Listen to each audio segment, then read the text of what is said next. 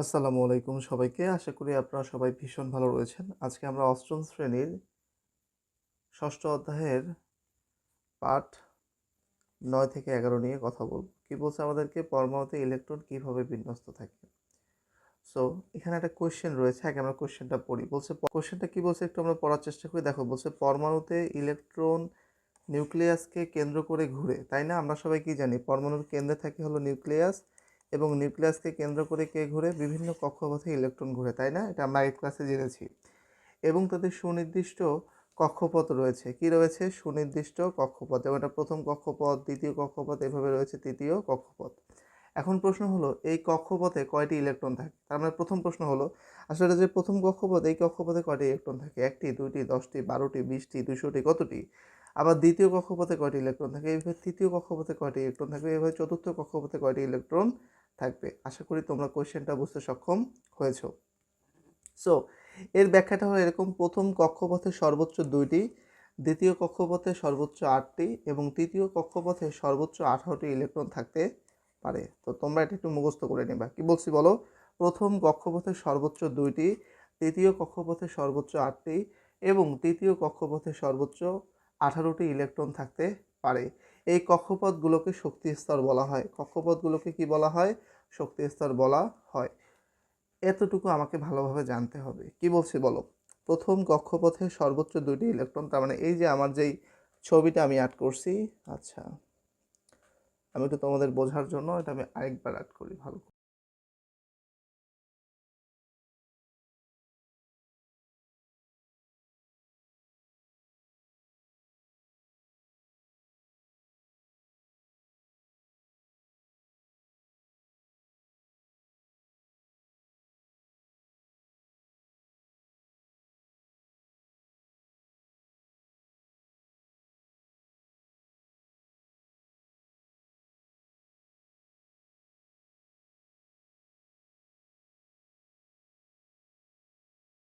দেখো, বেসিক্যালি আমরা কি করছি? বেসিক্যালি আমরা একটা পরমাণু অঙ্কন করেছি, যেখানে এইটা হলো আমাদের নিউক্লিয়াস। এটা কি? এটা ভিতরেরটা হলো আমাদের নিউক্লিয়াস। আশা করি তোমাদের এখানে কোনো অসুবিধা নেই। নিউক্লিয়াসটা সবসময় কি থাকবে? ঘন থাকবে। এটা হলো আমাদের প্রথম কক্ষপথ, এটা দ্বিতীয় কক্ষপথ, এটা হলো তৃতীয় কক্ষপথ। এখন আমরা জানি ইলেকট্রনগুলো কক্ষপথে অবস্থান করে, কিন্তু কোন কক্ষপথে কতটি ইলেকট্রন অবস্থান করবে সে বিষয়ে আমাদের কোনো নির্দিষ্ট ধারণা নেই। সেই ধারণাটাই আমরা এখান থেকে একটু আগে পড়লাম, যে প্রথম কক্ষপথে সর্বোচ্চ 2টি ইলেকট্রন, দ্বিতীয় কক্ষপথে সর্বোচ্চ 8টি ইলেকট্রন এবং তৃতীয় কক্ষপথে সর্বোচ্চ 18টি ইলেকট্রন থাকতে পারে। এই কক্ষপথগুলোকে বলা হয় শক্তি স্তর। তাহলে এখন আসো আমরা একটা জিনিস দেখি, সেটা হলো, মনে করো, দেখো এটা হলো আমাদের কি প্রথম কক্ষপথ, যেটাকে আমি তুলে আনলাম, আর এটা হলো আমাদের দ্বিতীয় কক্ষপথ। সো আমাকে কি বলছে বলো? আমাকে বলছে প্রথম কক্ষপথে ইলেকট্রন থাকবে হলো 2টি। প্রথম কক্ষপথে কয়টি ইলেকট্রন ধরবে? 2টি। তাহলে এখানে কয়টি ইলেকট্রন ধরবে? 2টি। এবং দ্বিতীয় কক্ষপথে ইলেকট্রন কতটি ধরবে? দ্বিতীয় কক্ষপথে ইলেকট্রন ধরবে হলো গিয়া 8টি। এবং আমার তৃতীয় কক্ষপথে কয়টি ইলেকট্রন ধরবে? আসলে আমরা তৃতীয় কক্ষপথকেও তুলে আনি। এই হলো তৃতীয় কক্ষপথ। এটাকে আমি একদম খুলে নিয়ে আসতেছি, বুঝছো তো? আসো দেখি। সো এই যে আমার হলো তৃতীয় কক্ষপথ। সো তৃতীয় কক্ষপথে আমার কয়টি ইলেকট্রন ধরবে? শর্ত মতে তৃতীয় কক্ষপথে আমার ইলেকট্রন ধারণ ক্ষমতা হলো 18টি। কতটি বলছি বলো? 18টি। লজিক কি বোঝা গেছে? তাহলে এটা বেসিক্যালি একটা কক্ষপথ ছিল।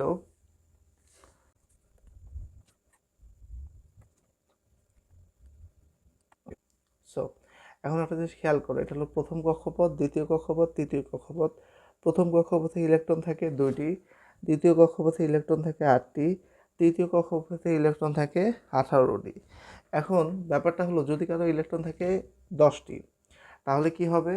দেখো, যদি কারো 10টি ইলেকট্রন থাকে, যদি কারো 10টি ইলেকট্রন থাকে, সেক্ষেত্রে আমরা প্রথম কক্ষপথে বসতে দেব 2জনকে, দ্বিতীয় কক্ষপথে বসতে দেব 8জনকে। দেখো এর কিন্তু পূর্ণ হয়ে গেছে, এটাও পূর্ণ হয়ে গেছে, এটাও পূর্ণ হয়ে গেছে। কিন্তু ঝামেলা হলো, যদি কারো থাকে 12টি, তাহলে এখানে যাবে 2টি, এখানে যাবে 8টি, 8 আর 2 কত? 10টি হয়ে গেল। এখন বাকি 2টা কোথায় যাবে? বাকি 2টা 3 নম্বর কক্ষপথে এসে হাজির হবে। সো এটা হলো 8 2 8 2। যদি কারো 13টা থাকে, তখন এখানে 3টা ইলেকট্রন হাজির হবে। যদি কারো মনে করো 20টা ইলেকট্রন আছে, তাহলে 2 আর 8 কত হলো? 18। 2 আর 8 হলো 10, আর বাকি 10টা ইলেকট্রন আমার এখানে এসে হাজির হবে। এখানে তখন কটা ইলেকট্রন বসবে? 10টা ইলেকট্রন গ্রহণ করবে। কোথায়? তৃতীয় কক্ষপথে। আশা করি এই ব্যাপারটা এখন আমাদের কাছে ক্লিয়ার।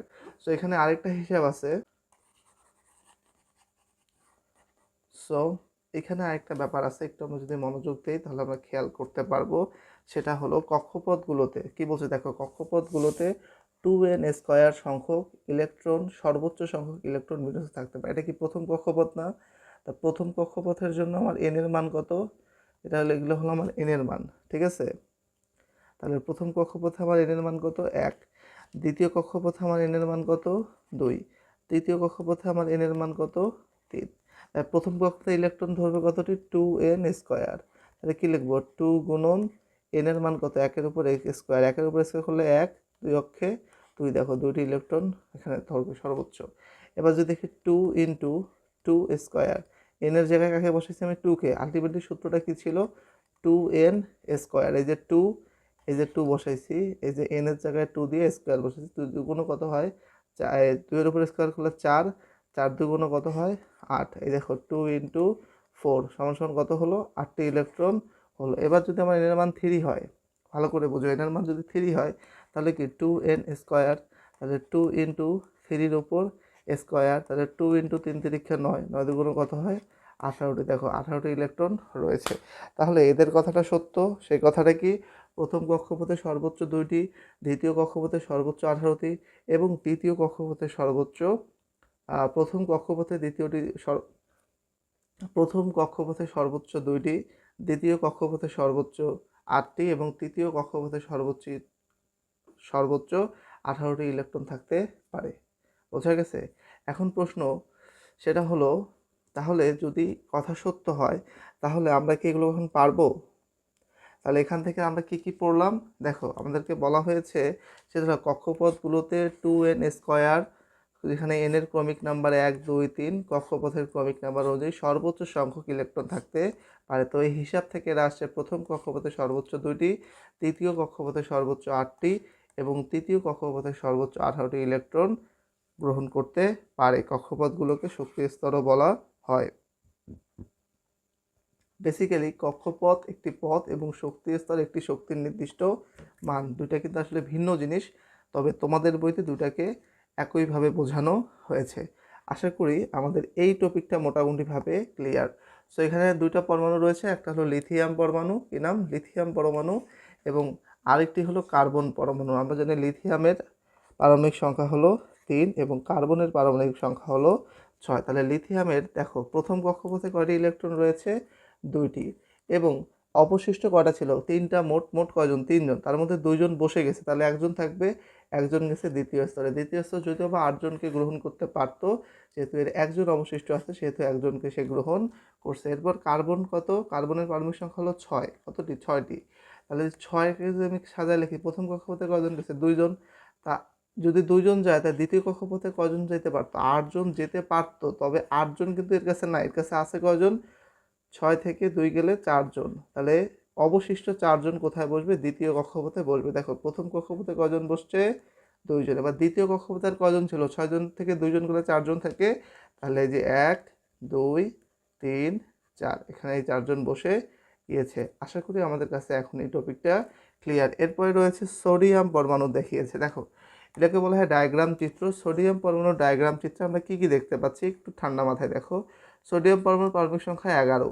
সো যেহেতু 11 জন আছে তাহলে প্রথম কক্ষপথে বসবে কয়জন? 2জন। এখন 9জন আছে, 11 থেকে 2জন গেলে কত? 9জন থাকে। 9জনের মধ্যে দ্বিতীয় কক্ষপথে কতজন মানে 2 নম্বর কক্ষপথে সর্বোচ্চ কয়জন বসতে পারে? 8জন। হ্যাঁ, ওর 9 থেকে 8 গেলে আর একজন থাকে, ওই একজন গিয়ে বসবে কোথায়? 3 নম্বর কক্ষপথে। যদিও বা ওই 3 নম্বর কক্ষপথে 18 জন বসতে পারতো, কিন্তু এর তো টোটাল 18 জন বরযাত্রী নাই, এর বরযাত্রী আছে 11 জন। তো প্রথম টিপে খাইছে 2জন, দ্বিতীয় টেবিলে খাইতে বসছে 8জন, আর একজন বসছে তৃতীয় টেবিলে। যেহেতু এর বরযাত্রী টোটাল কতজন, মানে ইলেকট্রন হলো 11 জন। তাহলে এই যে সোডিয়াম, এটা কি? এর নিউক্লিয়াস। সো এই যে দেখো 1 আর 1, 2, প্রথম কক্ষপথে কয়টি ইলেকট্রন রয়েছে? 2টি ইলেকট্রন রয়েছে। এবার দ্বিতীয় কক্ষপথে কয়টি? 8টি পূর্ণ আছে। দেখো এই যে 1 জোড়া, 2 জোড়া, 3 জোড়া, 4 জোড়া। 4 দুগুণ কত হয়? 8। 8 আর এই হলো 2, 8 2 10 জন হয়ে গেল, আর এই হলো অবশিষ্ট একজন। সো 10 আর 1 মিলে কত হলো? 11 জন। তো সোডিয়াম পরমাণুতে টোটাল পরমাণু ইলেকট্রন রয়েছে 11টি, এবং সেটা আমরা এইভাবে ডায়াগ্রাম আর্ট করে দেখাতে পারবো। আশা করি আমরা এই টপিকটা এখন মোটামুটিভাবে পারবো এবং আমাদের কাছে ক্লিয়ার। সো এখানে এই সূত্রটা আমাকে মুখস্থ থাকতে হবে, সেটা হলো কোনো শক্তি স্তর সংখ্যা, মানে কোনো পরমাণুতে শক্তি স্তর সংখ্যা n এর মান 1 2 3 হলে শক্তি স্তরগুলোতে সর্বোচ্চ ইলেকট্রন সংখ্যা হবে 2n²। প্রথম কক্ষপথে সর্বোচ্চ 2টি, দ্বিতীয় কক্ষপথে সর্বোচ্চ 8টি এবং তৃতীয় কক্ষপথে সর্বোচ্চ 18টি ইলেকট্রন বসতে পারে, এবং এটা 2n² সংখ্যক সর্বোচ্চ ইলেকট্রন ক্ষমতাকে সমর্থন করে। এভাবে আশা করি তোমাদের বুঝতে সুবিধা হয়েছে। সো এই ছিল আমাদের আজকের পড়াশোনা, বেসিক কথাবার্তা। সো এখন আমি তোমাদের হোমওয়ার্ক প্রতিদিনের মতোই দিব।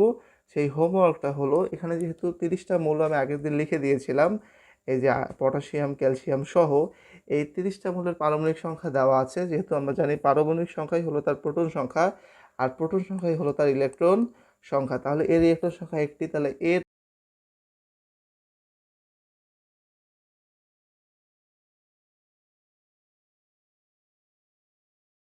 একটু বোঝার চেষ্টা করো কি কি বলতেছি আমি। তাহলে মনে করো হাইড্রোজেন, এটা হলো প্রথম কক্ষপথ, এটা হলো প্রথম কক্ষপথ, এটা হলো দ্বিতীয় কক্ষপথ, এটা হলো তৃতীয় কক্ষপথ। যেখানে প্রথম কক্ষপথের টেবিলে ধরে দুইজন, তৃতীয় কক্ষপথে ধরে হলো 8জন। হ্যাঁ, একটু একটু ধরে নাও। চলো, এটা মনে করো এটা মনে করো প্রথম কক্ষপথ, যেখানে 2টি ইলেকট্রন থাকতে পারে। এটা হলো দ্বিতীয় কক্ষপথ, যেখানে 8টি ইলেকট্রন থাকতে পারে। এটা হলো তৃতীয় কক্ষপথ, যেখানে 18টি ইলেকট্রন থাকতে পারে, বা 18 জন যাত্রী বসতে পারে। এদের পারমাণবিক সংখ্যা 1, তাহলে এখানে ইলেকট্রন বসবে 1টি। এর যেহেতু 2, তাহলে প্রথম স্তরে 2জন বসলো। এর যেহেতু 3, এর হলো 2জন আর এই 1জন, 3জন হয়ে গেল। এর যেহেতু 4, এই টেবিলে 2, এই টেবিলে 2, এই টেবিলে 8জন না হওয়া পর্যন্ত কিন্তু বসতেই থাকবে। এর যেহেতু 5, তাহলে কত হবে? 2 আর এখানে হলো 3। এই যেহেতু 6জন, তাহলে 2জন গেল প্রথম শক্তি স্তরে, আর দ্বিতীয় শক্তি স্তরে যাবে 4জন। এর প্রথম শক্তি স্তরে 2জন, পরের শক্তি স্তরে 5জন। এর প্রথম শক্তি স্তরে গেল 2জন, তাহলে কত? 8 থেকে 2 গেলে কত? 6জন থাকে, এই বসে গেল 6জন। এরপর যেহেতু ফ্লোরিনের হলো 9, 9-এর মধ্যে 2জন বসে গেল, 7জন থাকলো। যেহেতু এখানে 8জন ধারণ ক্ষমতা, তো 7জন অনায়াসে সে নিতে পারবে। এরপর কেসে নিয়নের কজন আছে প্রথম টেবিলে? 2জন। দ্বিতীয় শক্তি স্তরে গিয়ে বসবে যেহেতু 10, সো 2 থেকে যদি আমার 10 চলে যায়, তাহলে কত থাকবে? 8 থাকবে। আবার এখানে 11জন, এই যে 2 আর 8 মিলে 10, আর 1 লাগে না, 1 আসি বসলো এখানে। এরপর এখানে কত হবে? 2 8 10, 12 মিলাইতে 2, 2 8 10, 13 মিলাইতে 3, 2 8 10, 14 মিলাইতে 4। আশা করি তোমরা বুঝতেছো। এটা কত হবে? 2 8 15 মিলাইতে 5। যদিও বা এই টেবিলে কয়জন করে বসবে? 18 জন করে বসবে। এখানে কত? 16 জন। 2 আর 8 10, এই হলো 6।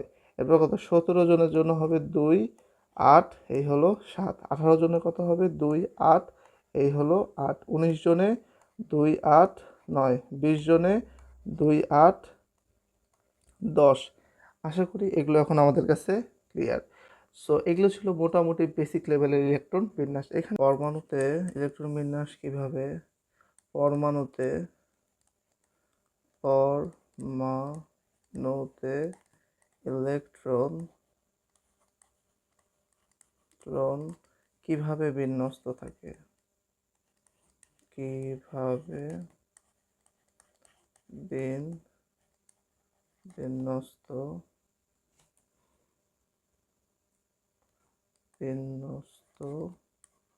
থাকে? ওকে, এরপরে প্রশ্ন নম্বর 2 নম্বর প্রশ্ন হলো, 1 থেকে 20 পারমাণবিক পারমাণবিক সংখ্যা বিশিষ্ট মৌলের ইলেকট্রন বিন্যাস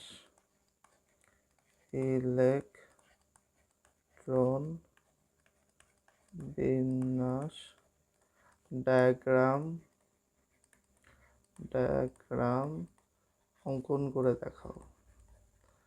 অঙ্কন করে দেখাও। এখন প্রশ্ন, ডায়াগ্রাম কি জিনিস বা ডায়াগ্রাম আর্ট কোন বুকে আপনি? এই যে বাবা, এটারে বলে ডায়াগ্রাম। এই যে এখানে যেমন সোডিয়াম রয়েছে আমরা দেখতে পাচ্ছি, তাই না? এই হলো সোডিয়াম, এটা হলো সোডিয়ামের ডায়াগ্রাম। এটা হলো কার্বনের ডায়াগ্রাম। এটা হলো লিথিয়ামের ডায়াগ্রাম। এখানে তারা গোল গোল করছে, তোমরা দিবা। ফর হলো ইলেকট্রন, কি দিবা? For electron. ছোট হাতের কি দিবা? দিবা। প্রশ্ন বোঝা গেছে? আশা করি তোমাদের কাছে এই প্রশ্নটা এখন ক্লিয়ার। সো এই ছিল বেসিক্যালি আজকের পড়াশোনা। দেখা হচ্ছে নেক্সট ভিডিওতে। সে পর্যন্ত সুস্থ থাকবে, সুন্দর থাকবে। আল্লাহ হাফিজ।